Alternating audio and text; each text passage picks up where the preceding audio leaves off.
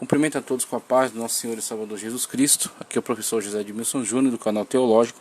Estamos dando sequência à gravação de aulas com material da FAESP, material destinado aos núcleos, à teologia ministerial, na matéria de Panorama do Antigo Testamento 1, Pentateuco e Históricos. Estamos fazendo agora o fechamento do grupo Históricos com a abordagem de Esdras, Neemias e Esther. Ok? Então vamos para a página 146 e vamos dar sequência então à gravação para a parte de Históricos, fechando o panorama do Antigo Testamento 1. O texto nos diz: nessa sessão estudaremos os livros de Esdras e Neemias conjuntamente. Primeiro porque originalmente, tanto no hebraico quanto no grego, a Septuaginta, tratavam-se de um mesmo texto, sob o título de Livro de Esdras. A primeira edição em que eles apareceram separados foi na Vulgata Latina, traduzida e produzida por Jerônimo, que estava traduzindo aí o grego e o hebraico, tá certo? Para a produção aí da Vulgata, por volta de 400 depois de Cristo, vindo mais tarde a ser aceita assim nas escrituras hebraicas. Além disso, esses dois livros possuem objetivos correlacionados. A respeito disso, podemos ler nas palavras de Stanley Ellison: historicamente foram escritos para completar a história de Israel, registrada em crônicas desde o começo até o cativeiro em 586. A história da volta de Israel do exílio era necessária para demonstrar ao povo que a aliança estava sendo mantida pelo Senhor ao cumprir-se a promessa da volta. Então é fundamental o texto de Esdras e Neemias, porque eles vão de fato concluir toda essa narrativa histórica que vem desde lá de Josué, com a entrada, certo, na terra de Canaã para possuir a terra. Depois tudo aquilo que aconteceu no livro dos Juízes, livro de Samuel, que fala acerca da monarquia, livro dos Reis, que fala acerca da divisão dentro de Israel, com a formação dos dois reinos, também sendo abordado aí o cativeiro de Israel, a invasão assíria ao reino do norte, Israel, e a miscigenação que foi promovida aí entre aqueles que integravam aquelas tribos do norte com povos que foram levados para lá. E diferentemente a situação da história do reino do sul, o reino de Judá, que foi levado para o cativeiro em Babilônia, mas acerca do qual houveram profecias de seu retorno, falando acerca de seu retorno. Então eles tendo retornado à terra, eles agora vão se restabelecer, vão reconstruir o templo, retomar o culto, vão refazer as muralhas da cidade, vão se reerguer, ok?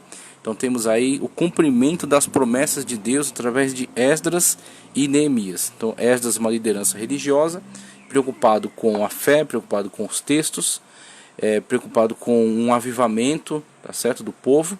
E Neemias, um líder civil, vamos colocar assim, que trabalha pela reconstrução das muralhas, reestrutura a sociedade judaica no seu contexto, zela para que ela não venha a passar por um processo de miscigenação com outros povos, para que mantenha-se fiel à lei de Deus e mantendo-se íntegra, tá certo? Para que eles mantenham sua integridade enquanto nação.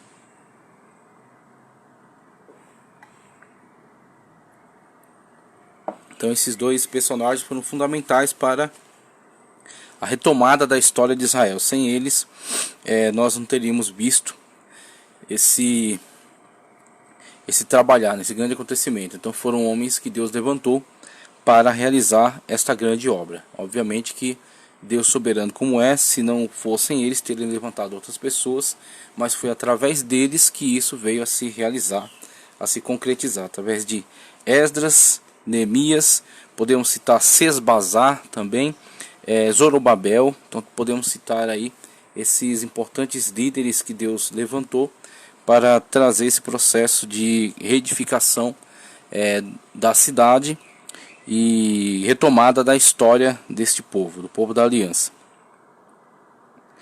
A importância, ainda na página 146, a importância desses livros pode ser identificadas de diversas formas, mas nenhuma supera o papel que eles cumprem de expor um período crucial, não somente para a história de Israel, mas principalmente na preparação para a chegada do Messias. Então o reino de Judá retoma, retorna à sua terra, restabelece seu culto, e ali você tem a continuidade histórica com o período interbíblico, o que culminará com a vinda do Messias dentro deste povo, em meio a este povo, debaixo de dominação romana. Eles vão ver ainda a dominação grega, macedônica, conforme profetizado por Daniel, lá ainda no cativeiro.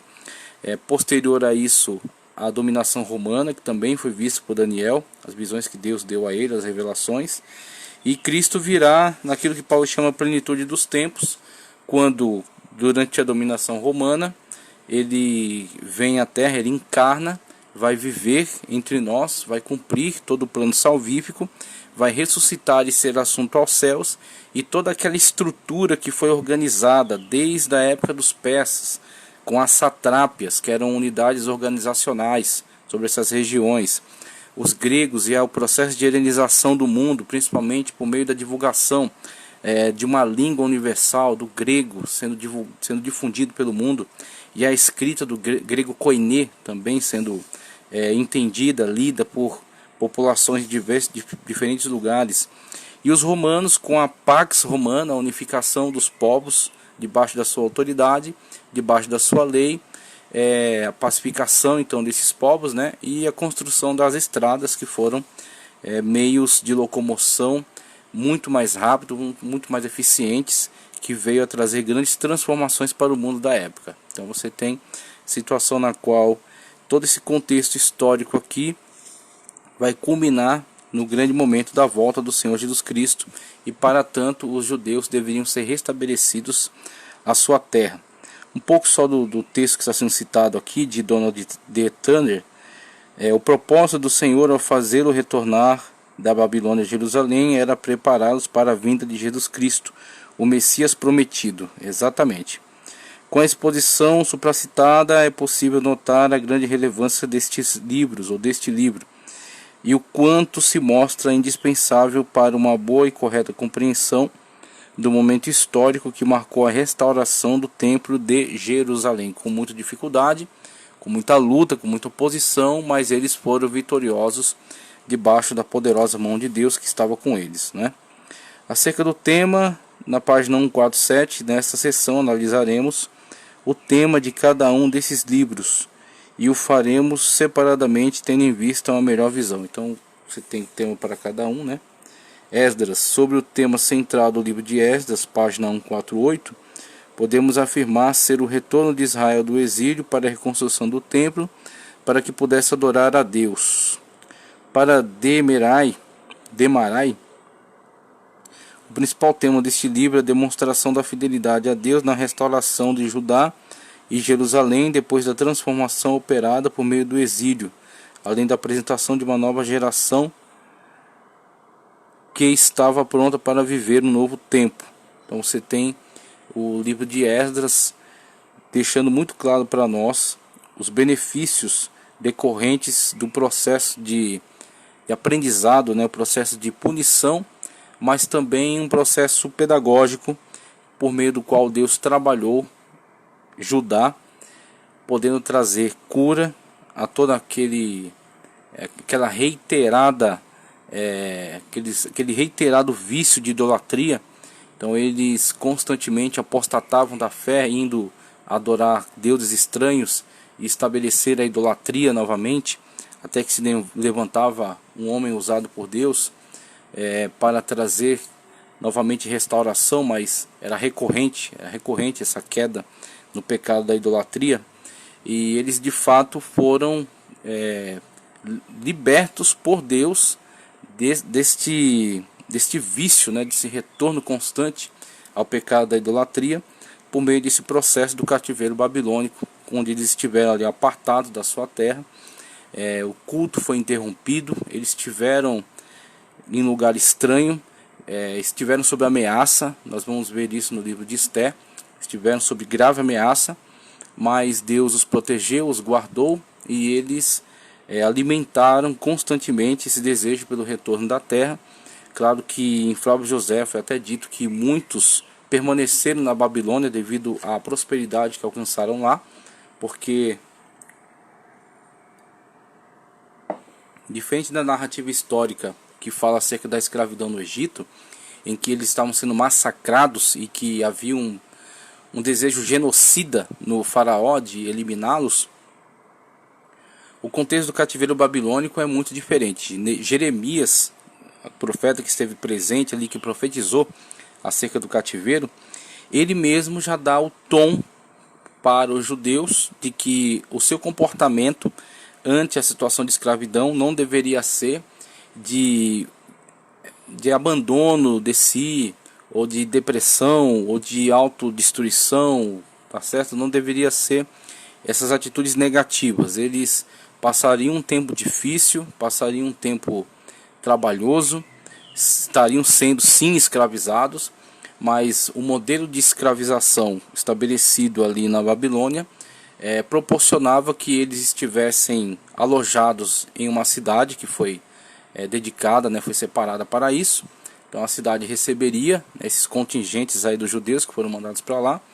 Primeiro, foram pelo menos 3 invasões. Na primeira invasão, os filhos dos nobres foram levados para a corte e foram ensinados no mais alto nível de aprendizagem, educação, conhecimento que havia no Império Babilônico.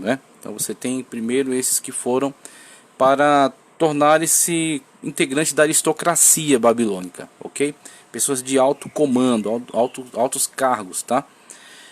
Depois você tem outras campanhas que vão levar contingente populacional maior, que vão estar em situações mais subalternas, situações mais inferiores, Todavia não para a sua destruição. Eles deveriam se alojar naquelas cidades e edificar casas, plantar, colher, viver, comercializar.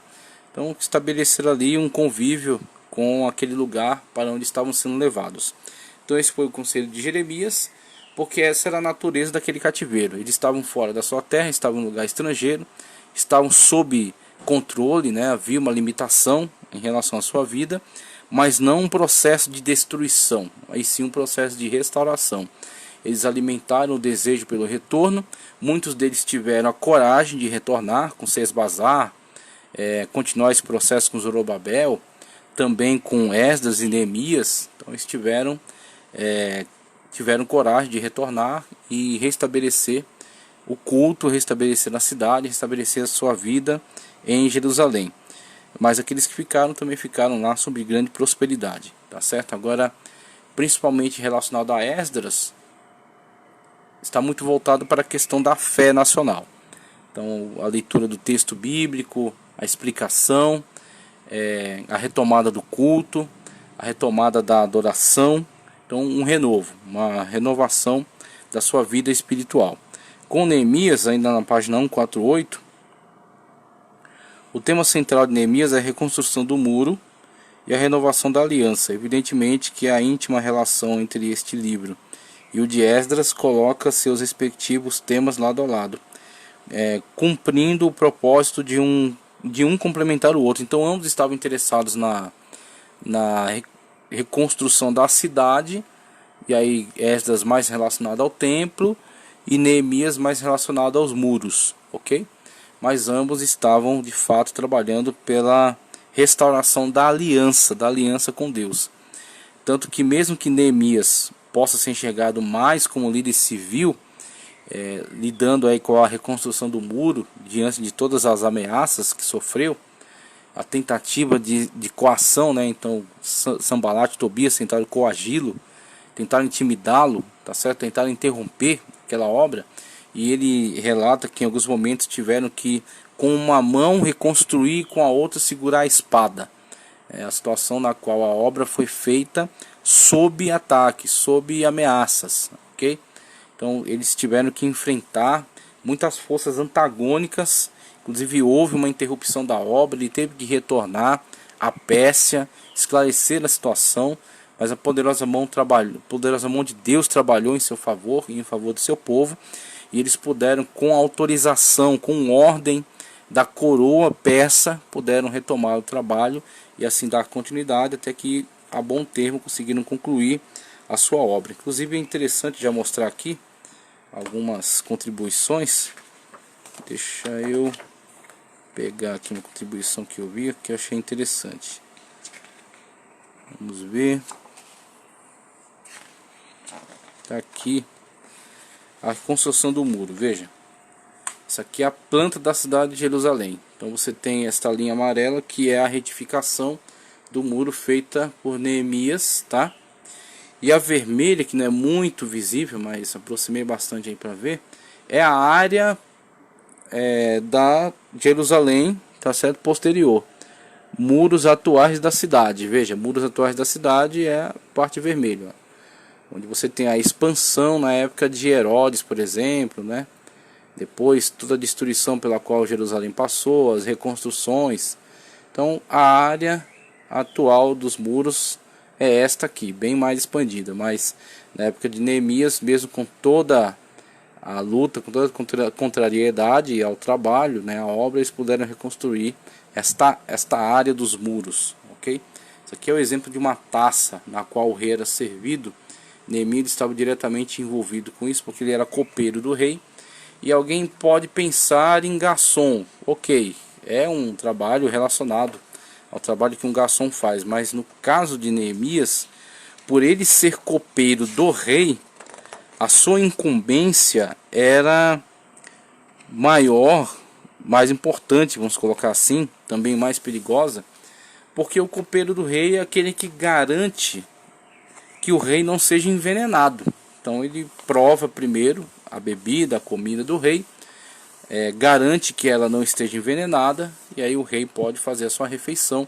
Então uma medida para coibir essas tentativas de envenenamento, né, do rei, por aqueles que conspiram em tomar o seu poder. Então a sua posição, alguém pode pensar na simplicidade, né, porque ele é apenas um copeiro, mas não era apenas isso. Ele era copeiro do rei, era alguém próximo ao rei, íntimo do rei, e alguém que zelava pela segurança do rei, ok? Então você tem esses atributos aí de Neemias, por isso que Deus, trabalhando na situação, faz com que o rei tome atenção com relação às características faciais, né, como Neemias estava de semblante caído, e isso chama a atenção do rei, e ele então se envolve, né, nessa situação, e Deus trabalha no seu coração para que ele tenha um interesse pela liberação da reconstrução de Jerusalém,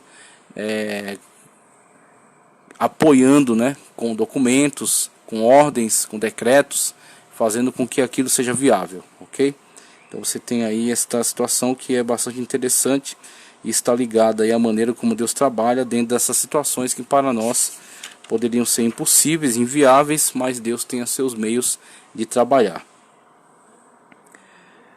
Esdras o tema, Neemias o tema, autoria, conforme já visto, ainda na página 148, o sacerdote Esdras é considerado o autor de 1º e 2º Crônicas, e da mesma forma é atribuída a ele a autoria do livro que carrega seu nome, assim como de Neemias. Stanley Ellison nos fornece uma grande e importante informação acerca da fonte usada por Esdras, conforme lemos.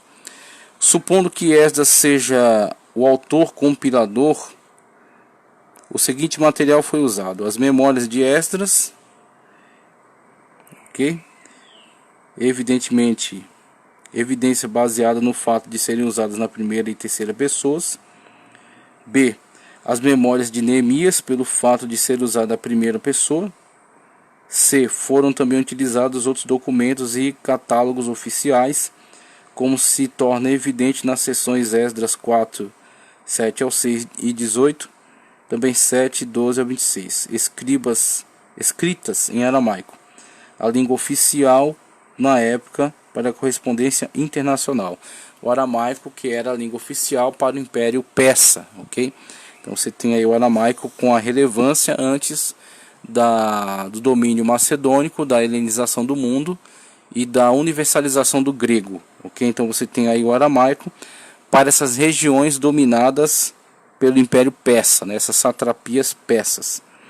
Então você tem aqui essa citação conforme descrito, e podemos também dizer Esdras, o escriba, autor de 1ª e 2ª Crônicas, seu próprio livro, o livro de Neemias, e também o organizador, o estruturador dos textos do Antigo Testamento, porque ao longo da história os textos foram sendo produzidos e preservados pelos sacerdotes, pelos levitas, dentro do tabernáculo, depois dentro do templo, foram sendo preservados como um conteúdo sagrado, um conteúdo de altíssima relevância, e foram sendo acumulados até que com o cativeiro babilônico são protegidos, são preservados, e com o retorno do cativeiro babilônico, agora serão organizados. Então você tem esta estruturação, essa organização tripartite da Bíblia hebraica.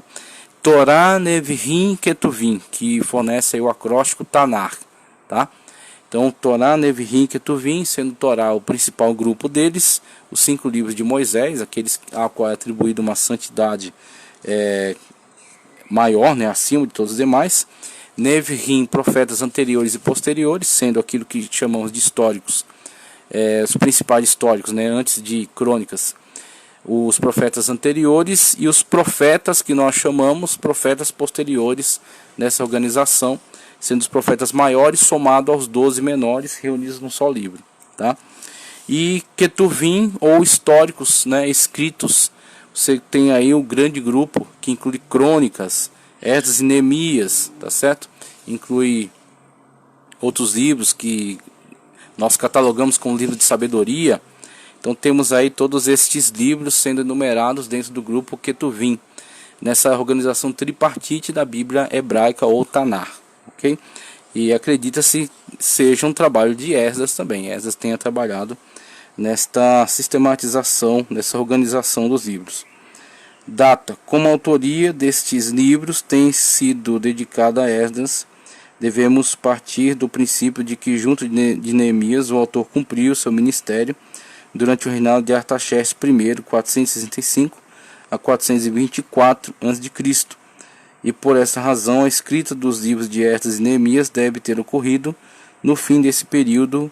O período histórico coberto por esses 2 livros cobre o tempo de 100 anos, ou seja, desde o retorno de Zorobabel, 537, até o último retorno de Neemias, 432, ok? Temos aí este período para a produção deste material, tá? Objetivo: veremos nessa sessão os objetivos dos livros de Esdras e Neemias, isso em 2 aspectos, histórico e teológico. Para o objetivo histórico, página 150, do ponto de vista histórico, o livro de Esdras com o propósito de registrar o retorno do povo para a reconstrução do templo, conforme o Senhor havia prometido pela instrumentalidade de Jeremias. O livro de Esdras dá continuidade ao que os últimos versículos de Crônicas registraram. Quanto ao livro de Neemias, seu registro histórico gira em torno da reconstrução do muro, aquilo que já havíamos destacado, né? Então Esdras, o escriba, está muito ligado ao texto, está muito ligado ao culto, à retomada dos cerimoniais, ele está muito ligado à reconstrução do templo, e Neemias está muito ligado a essa questão mais da organização civil e priorizando a reconstrução dos muros, né? Então temos aí as incumbências de cada um dentro desse grande processo de restauração. E os profetas que vão ser usados por Deus para reanimar o povo durante esse árduo processo. Por exemplo, Ageu que foi quem Deus usou para trazer uma repreensão ao povo, porque chegou um momento em que eles começaram a abandonar, ou pelo menos não priorizar esse trabalho, e voltar-se para seus interesses pessoais, construindo casas de luxo. E o Senhor, através do profeta Ageu, diz: é tempo de vocês terem casas estucadas, casas de luxo, casas bem acabadas, e o muro está ainda por reconstruir, e o templo ainda está, né, despedaçado. Então você tem essa dura reprimenda aí de Deus vinda por meio do profeta Ageu, que é um profeta pós-exílico, tá? Então o objetivo teológico, diante dos objetivos históricos dos livros de Esdras e Neemias, é possível perceber que, dentro de uma perspectiva teológica, esses livros visam apresentar o interesse de Deus em demonstrar partes importantes de seu caráter, sendo elas fidelidade, justiça e misericórdia. Então temos aí essas características, né, de como Deus tratou com essa situação: fidelidade, justiça e misericórdia, né? Como Deus cumpre as suas promessas. Então veja aí a sua fidelidade. Deus é justo, né? Deus opera, Deus julga. Então Deus julga toda a terra, Ele é juiz de toda a terra, de todo o universo, e Ele executa também juízo em favor, não somente juízo punitivo, mas também juízo em favor de seu povo, julgando aqueles que o perseguem, certo? E a misericórdia de Deus, certamente um Deus de graça, desde o Antigo Testamento. As pessoas falam um Deus de juízo no Antigo, um Deus de graça no Novo. Completamente equivocado. Deus é Deus de graça desde os primeiros versículos de Gênesis. Você tem lá no começo da história humana a queda da humanidade, mas você também tem o anúncio do proto-evangelho vindo da boca do próprio Pai, do próprio Deus, tá certo? Então você tem quando o Senhor diz que da semente da mulher virá o seu filho, que esmagaria a cabeça da serpente. Esse é o proto-evangelho anunciando a salvação desde o princípio. Esse é o Deus de graça que se manifesta também aqui com a sua misericórdia para com o seu povo. Um esboço dos livros pode ser feito da seguinte maneira: Esdras e seu esboço. O livro de Esdras está dividido em duas partes: reconstrução estrutural e reconstrução moral. Para a reconstrução estrutural, cita 1 ao 6, estou na página 151. Esta primeira parte da divisão do livro de Esdras encontra-se em 3 partes, conforme vemos: retorno do remanescente para 1 e 2. O autor do livro registra que Deus usou Ciro, e aí foi interessante citar agora, porque nós temos uma evidência arqueológica acerca disso. Durante muito tempo, alguns estudiosos da teologia liberal tanto vociferaram contra o texto da Sagrada Escritura, alegando que eram apenas mitos, que eram fábulas, invenções, mas que não tinham correspondência com a realidade. E Deus levantou, por meio de muitos estudiosos da área do campo da arqueologia, o trabalho bem feito da coletagem de evidências, de escavação, que trouxeram à luz grandes evidências que, sendo analisadas, inclusive com testes laboratoriais, teste de carbono 14 para verificar a sua antiguidade, tornaram-se evidências, tornaram-se grandes e poderosas provas dos fatos já relatados. A Bíblia já havia relatado e agora você desenterra uma evidência que comprova o relato. Você tem muitos desses críticos sendo silenciados através dessas evidências, como por exemplo essa aqui, ó. Tá certo? Você tem o cilindro de Ciro, um relato babilônico da ascensão do rei persa Ciro ao trono da Babilônia em 539 a.C. Descreve como Ciro foi bem recebido pelos babilônicos. Então você tem aqui o cilindro que relata acerca do rei Ciro, que muitas das vezes foi tido talvez não como inexistente, mas o seu relacionamento com o texto bíblico foi desacreditado. Aquelas narrativas que falavam acerca do envolvimento dos personagens bíblicos com esses poderosos reis, esses impérios antigos, e agora você tem a relação sendo não somente estabelecida, mas provada, né? Então os relatos bíblicos são comprovados através de muitas dessas evidências. Então você tem aqui, conforme relatado, Deus usou Ciro para decretar a libertação de seu povo. Inclusive o profeta Isaías é o poderosamente usado por Deus para falar acerca de Ciro, muito tempo antes, tá certo? Para trazer essa profecia que já previa a ascensão e o trabalho desse monarca, muito tempo antes. E quando isso foi apresentado a ele, não imagina a surpresa ao ele ver o poder, né, ao ele perceber o domínio que Deus tem da história e como de fato aquilo que ele estava fazendo já havia sido profetizado pelo próprio Deus. Então você tem aí evidências poderosas, né? No livro de Isaías você vê lá as profecias que já relatavam, Deus já trazia relatos, já trazia a sua palavra profética no que diz respeito àquilo que virá ainda no futuro, com relação ao rei Ciro. O início da reconstrução está em 3 e 4 de Esdras, página 152.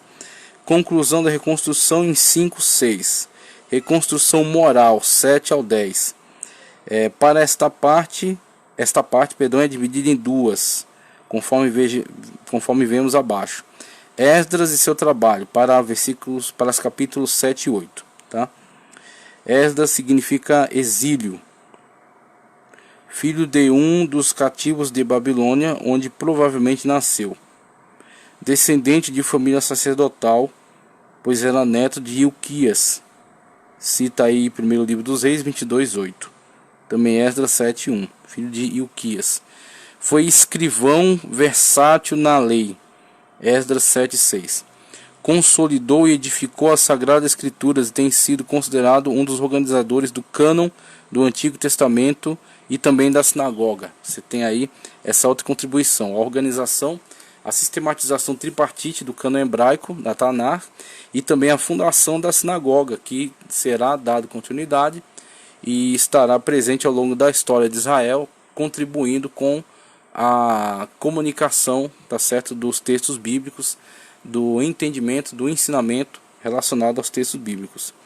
Esdras e suas reformas, 9 ao 10, a primeira informação que encontramos nessa parte é a realidade decadente encontrada por Esdras em Jerusalém. 9, 1 e 2. Lembrando que ficou um remanescente em Jerusalém, sobre os quais foi colocado um governador chamado Gedalias, tá? Jeremias foi autorizado que ele ou ficasse ou fosse, que ele fizesse a escolha, ele optou por ficar na terra. Um tal de Ismael levanta-se contra esse Gedalias, o mata, e eles organizam uma caravana sem o consentimento de Jeremias e partem para o Egito, levando Jeremias sequestrado, tá? Então eles partem levando Jeremias sequestrado para o Egito e lá fundam uma colônia judaica. Então você vai ter esses judeus da diáspora organizados lá no Egito. Neemias e seu esboço. O livro de Esdras está dividido em 7 partes. O livro de Neemias está dividido em 7 partes, conforme veremos. Neemias ora, então você tem a situação de Neemias lá ainda na Babilônia, né? Na Pérsia, na corte da Pérsia. Diante das tristes notícias que recebeu de Jerusalém, dos moradores dos seus muros e suas portas. Então, conforme eu estava falando aqui no final, né, de Esdras, esse remanescente que ficou, primeiro tentou se organizar para viver da melhor maneira possível, né, com o que tinha. Só que houveram algumas revoltas, né, houveram alguns levantes e veio trazer desorganização. Então eles padeceram muito, eles ficaram ali desprovidos, um povo pequeno, numa cidade arrasada, e quando há essas situações de invasão, as pessoas mais aptas são levadas, né, ficam ali pessoas idosas, doentes, ou muito jovens, mulheres, então ficam esses, né, que não oferecem qualquer risco de levante, né, contra a nação que o invadiu. Então, diante dessa situação, a cidade desprotegida e o povo ficou ali numa situação de dificuldade. Então, é esse o quadro que Esdras encontra. Neemias também se deparará com esse quadro, ok? Então, a situação foi muito difícil no começo. Os muros são edificados para 2 a 6 aí.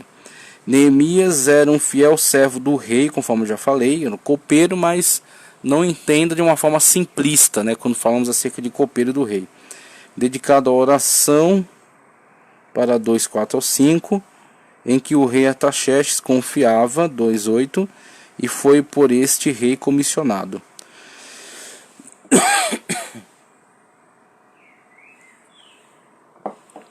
O texto nos informa que ao chegar em Jerusalém, Neemias investigou os muros, né? Ele vai com um cavalo até onde pode chegar, depois desce da montadura e vai a pé e investiga ali todos os danos que foram causados àquelas edificações, né? Aqueles muros. Como era de esperar, a proposta de reconstruir os muros e as portas da cidade suscitou terríveis oposições. Essa parte se dedica também à representação dos que trabalhavam na restauração do muro, da organização e da divisão das responsabilidades, o que demonstra grande capacidade organizacional de Neemias. Então cada um estava em um setor da cidade e trabalhava à sua frente. Então havia um interesse coletivo e um interesse individual reunidos numa mesma ação, porque a pessoa estava reconstruindo o muro à frente ali do seu lugar, né, do seu local de habitação, e também era o muro que iria, juntamente com as outras construções, compor toda a muralha da cidade, recompor toda a muralha da cidade. Então havia ali uma ação muito inteligente de Neemias ao envolver esses que iriam habitar naqueles determinados lugares na obra de reconstrução do muro, interesse próprio e interesse coletivo, unidos ali naquela mesma ação. Dentro dessa mesma parte, somos informados de que os judeus se armaram como defesa diante das oposições. Temos ainda o registro dos que oprimiram alguns judeus, cobrando com usura, e a repreensão sábia de Neemias, principalmente com seu exemplo pessoal. E finalmente a informação da proteção de Deus a Neemias e a aprovação de seu trabalho. Aqui, inclusive, sobra até uma repreensão dura. Neemias, ele passava nos seus textos, nos passa essa ideia de um líder enérgico, ok? Então Deus tem as suas ferramentas para cada situação. Então há a situação de pessoas que Deus levantou, certamente com mais afável, mais polido, mais tranquilo, mas não era o caso de Neemias. Neemias não poderia se dar ao luxo desse tipo de comportamento, ele era enérgico. Inclusive há uma situação em que um parente de Sanbalate, ele meio que consegue se aparentar ali com alguém da classe sacerdotal, e ele alguém favorece que ele tenha uma habitação anexa ao templo. Então ele está ali numa parte mais interna da cidade. E Neemias, ele, ao saber disso, sem cerimônia, ele pega os móveis dessa pessoa e lança à rua, e pega essa pessoa pelos cabelos e a repreende, né, a pessoa que isso autorizou. Então você tem uma descrição de um líder enérgico, um líder sanguíneo, talvez colérico, tá certo? De um temperamento colérico mesmo, explosivo, né? Um Pedro do Antigo Testamento. Então Neemias era um líder, e um líder muitas das vezes tem que tomar atitudes que não serão num primeiro momento compreendidas ou aceitas, tá certo? Mas ele precisa agir. O líder não pode esperar que a solução venha de alguém ou de algum lugar. É ele que tem que trazer a solução, é ele que tem que agir. Então Neemias se colocava em submissão a Deus, clamando para que o Senhor orientasse, mas ele precisava sim agir, e às vezes agir com muita energia diante das situações que se apresentavam. Os que regressaram do cativeiro. Esse capítulo é introduzido com o término da reconstrução dos muros e das portas. Inclusive eu estava falando sobre alguns que retornam do cativeiro e, por terem mais condições financeiras, acabam abusando daqueles que estão em situação de necessidade em Jerusalém. Então muitas das vezes há a situação de alguns que emprestam com juros altíssimos, o que vai causar grande dano, grande prejuízo para aqueles que estão necessitados, ou aqueles que põem essas pessoas que estão ali para trabalhar em campos, né, que foram adquiridos por esses que retornam, e os pagam de uma forma miserável. E aí Neemias se levanta contra isso. Neemias demonstra aí toda a sua capacidade de liderança e sua justiça, né? Como ele de fato pleiteia pela causa destes e estabelece ali a justiça e coloca seu próprio exemplo pessoal. Como ele, em vez de qualquer situação de abuso, pelo contrário, ele favorece, ele beneficia esses a quem ele está liderando.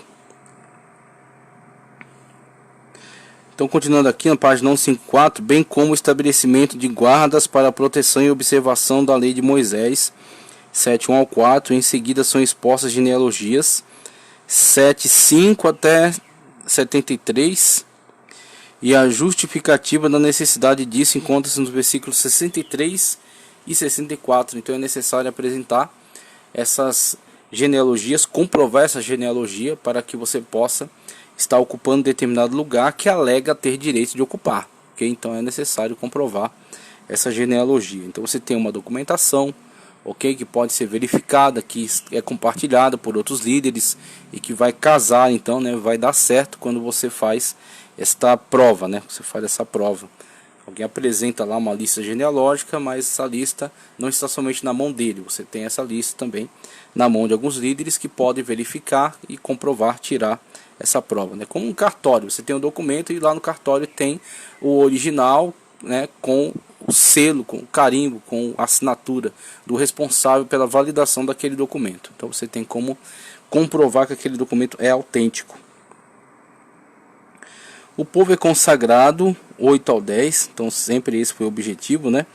Aí você tem sessão dividida em duas partes, sendo elas: o povo celebra a festa dos tabernáculos com a exposição e explicação da lei pelos levitas, resultando numa reforma religiosa. 2.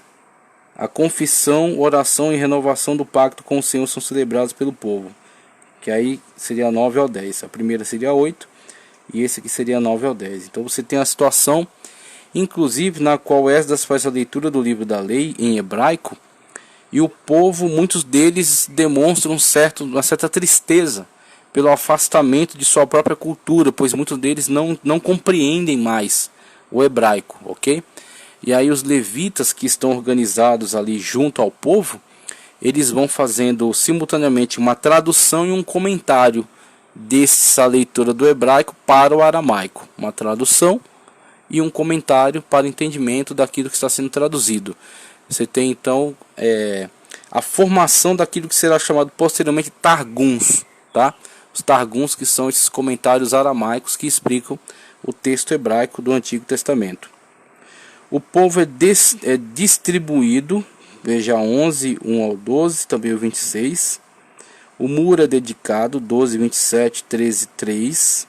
G, reformas, 13, 4 ao 31. Neemias, o copeiro do rei, foi escolhido por Deus para ir a Jerusalém, deparando-se com grande destruição, e assim liderar uma grande obra de restauração, não somente dos muros e das portas, mas também na limpeza do templo, reorganizando os sacerdotes e os levitas, resgatando valores há muito esquecidos, como a guarda do sábado semanal.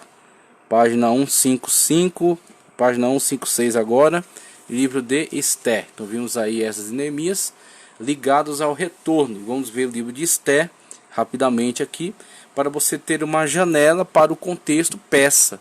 O cativeiro começa na Babilônia, mas depois a Babilônia cai para a Pérsia, e agora o Império Persa está dominando sobre toda aquela região, certo? E Esther está dentro desse contexto. Esther então torna-se rainha no lugar de Vasti, e o povo judeu, alguns deles estão ali na cidade de Pérsia, naquele contexto da Pérsia, né? E você tem agora um livro de Esther com uma janela para você ver a situação deles ali naquele contexto. E você vê como, mesmo afastados da terra de Israel, eles estão agora entendendo o que é servir a Deus de uma forma verdadeira, né? Se voltando para Deus no meio das suas aflições, clamando pela sua ajuda e vendo a poderosa mão de Deus dar livramento. Mesmo que o nome de Deus não é pronunciado, você tem algumas questões, como por exemplo, eles estarem em terra estrangeira. Então você tem alguns cuidados a mais que são tomados com relação à pronúncia do sagrado nome. Então o nome de Deus não é pronunciado, mas você vê Deus do começo ao fim do livro de Esther. Ok? Isso é interessante. Chegamos ao livro de Esther, o último da seção dos chamados livros históricos. Um dos comentários mais comuns sobre este livro repousa sobre o fato de que o nome de Deus não aparece em nenhuma forma, embora seu cuidado e sua providência em favor de seu povo podem ser notados em todas as páginas, né, como já foi falado. O título desse livro firma-se sobre sua figura principal, isso é, Esther, nome persa que significa estrela, e Radassa, nome judeu que significa murta, né, murta, um tipo de planta, né. Outro dado importante deste livro é que ele é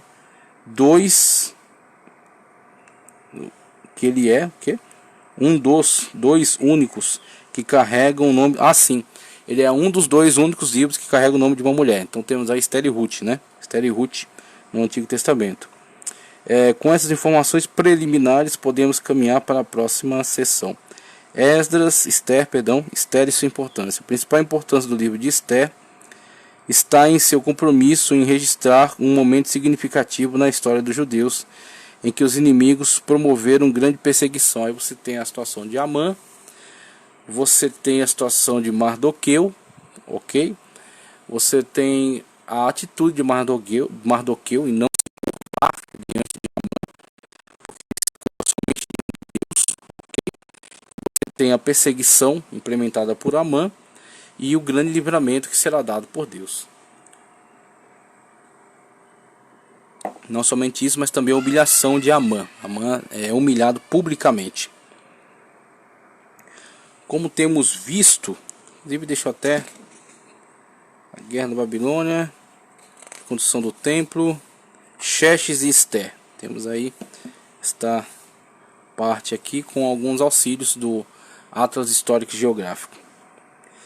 Como temos visto, página 157, o livro de Ester apresenta-nos com clara evidência o cuidado de Deus com seu povo, estendendo-lhe a mão para salvar e proteger. Por esta razão, o livro de Ester tem recebido o tema de o permanente cuidado do Deus de Israel durante a dispersão.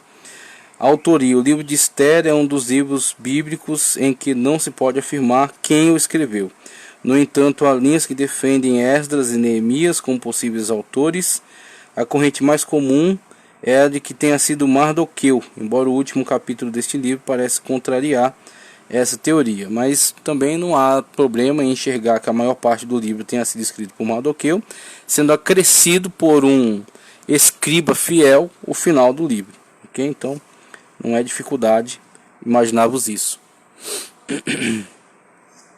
O que podemos afirmar é que a pessoa que escreveu este livro conhecia muito bem a vida no palácio, assim como possuía conhecimento íntimo de Mardoqueu e Ester. Por isso acredito que Mardoqueu seja o nome mais favorável, tá certo, ao registro, né, de tudo isso que tem acontecido aqui, a partir do testemunho de Ester, a partir daquilo que ele mesmo conhece, né, de primeira mão, sendo o final acrescido por um escriba fiel que estava relacionado, né, a Mardoqueu. Data: os acontecimentos registrados nesse livro ocorreram, cobrem o período que vai desde 483 a 473 a.C., 10 anos aí, e são paralelos aos episódios contados no capítulo 6 e 7 de Esdras. Sobre a data que se tem atribuído à escrita do livro de Ester, podemos contar mais uma vez com o auxílio de Stanley Ellison, que nos diz, página 158. Deve ter sido escrito logo após a morte de Xerxes, o Assuero, 465, quando seus relatórios foram completados no livro da história das crônicas dos reis, Ester 10:2. Então, utilizando-se também dessas crônicas ligadas ao rei Xerxes, o Assuero. Objetivo: veremos nessa sessão os objetivos do livro de Ester, histórico e teológico, né? O livro de Ester visa, do ponto de vista histórico, visa o encorajamento dos judeus que haviam dispersado, em clara demonstração da presença do Senhor com seu povo.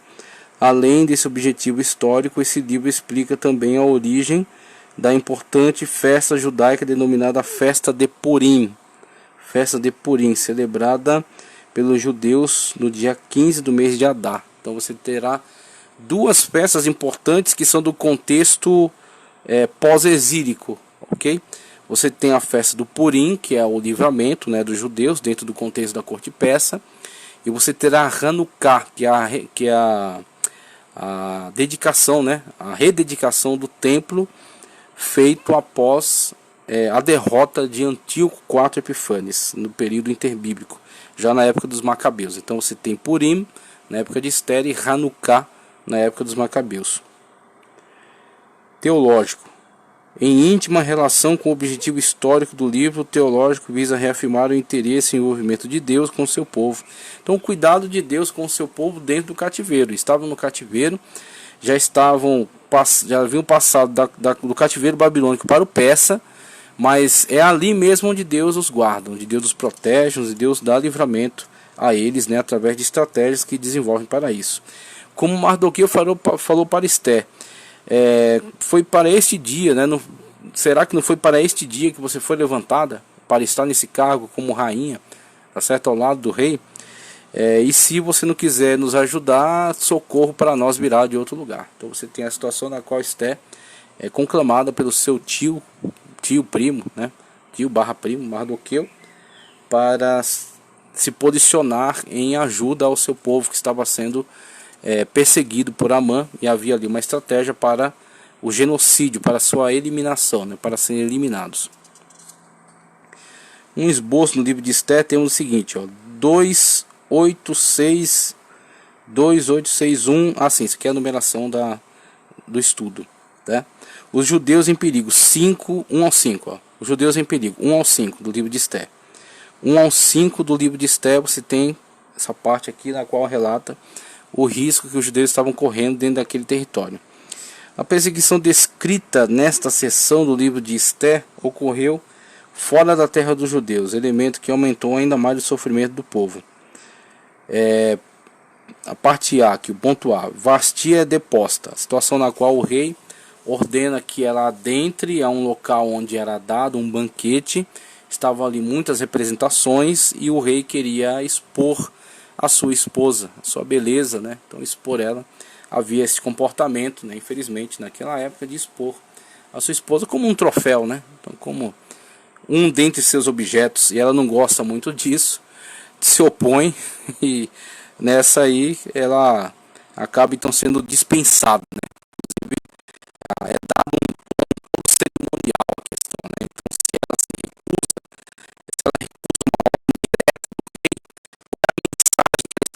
né, para as outras esposas, as outras cortes reais, né, as outras rainhas, você tem aí alguém que faz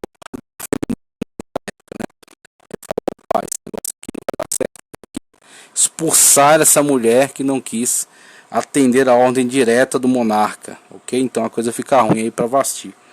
E aí abre caminho para a seleção, né, de mulheres para ocupar o cargo que Vasti desocupou. E Esther entra aí nesta disputa, tá? Então você vai ter Esther, a mais improvável, né, para ocupar esse cargo, a mais improvável. Mas aí é a mão de Deus trabalhando através desse expediente aqui. Esther é escolhida. Nesse capítulo há informações sobre 1. O que levou Esther a tornar-se rainha, como isso aconteceu. 2. A relação de Esther com Mardoqueu e a importância deste homem em todo esse processo histórico.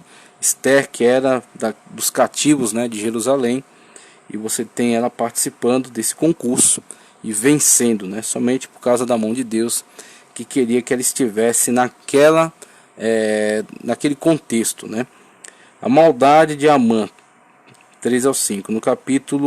Este capítulo do livro de Esther dedica-se a contar a respeito da maldade e do terrível plano de Amã, que era uma espécie de primeiro-ministro do rei. O registro encontra-se dividido da seguinte forma: 1. Planejamento feito por Amã na intenção de destruir os judeus. 2. Mardoqueu recorre a Esther na busca de socorro ao povo. 4. E 3, versículo 4 isso, né? E 3. Esther desenvolveu e colocou em prática um plano na intenção de proteger os judeus. Cita aí os 5.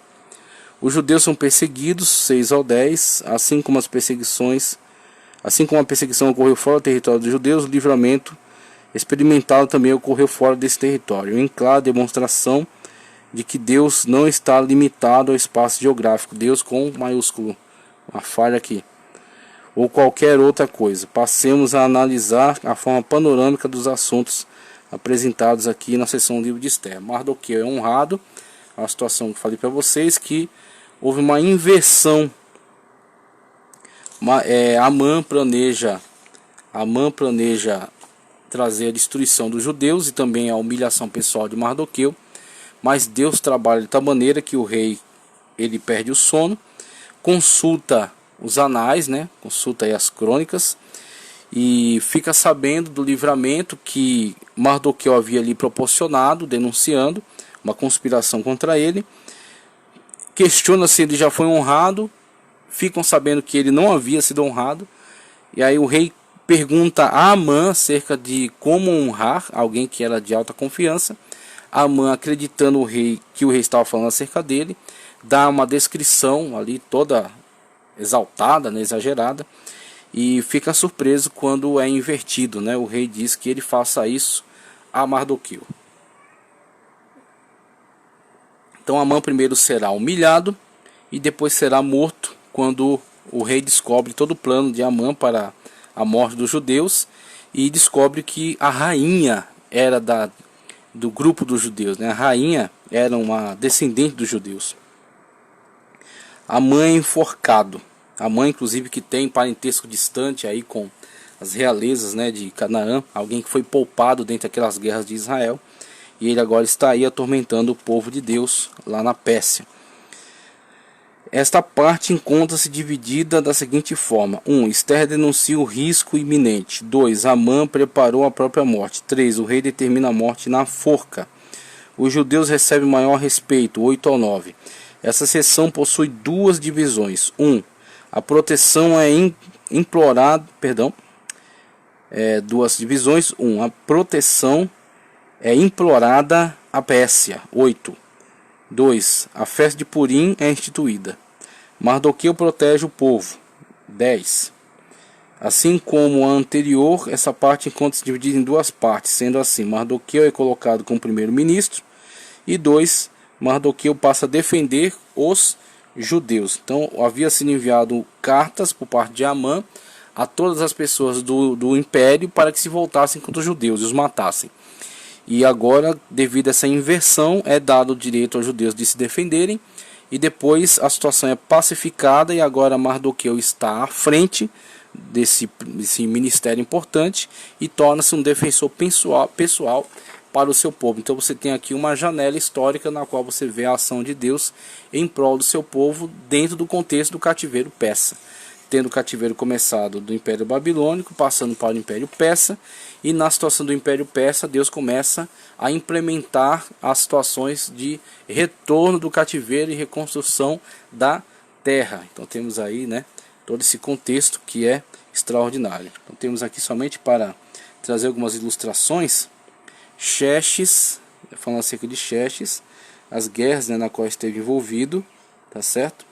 Dário, né, que havia implementado uma guerra contra a Grécia, né, não logrando êxito, mas depois Xerxes dá continuidade a esse trabalho, o trabalho de Xerxes, tá certo? Algumas imagens que mostram com relação a alguns relevos encontrados, né, demonstrando aí como era a corte, como era uma audiência com o rei. Então somente para nós termos aí essas informações. Encerro aqui a aula. Aqui, isso aqui é extraordinário, veja só.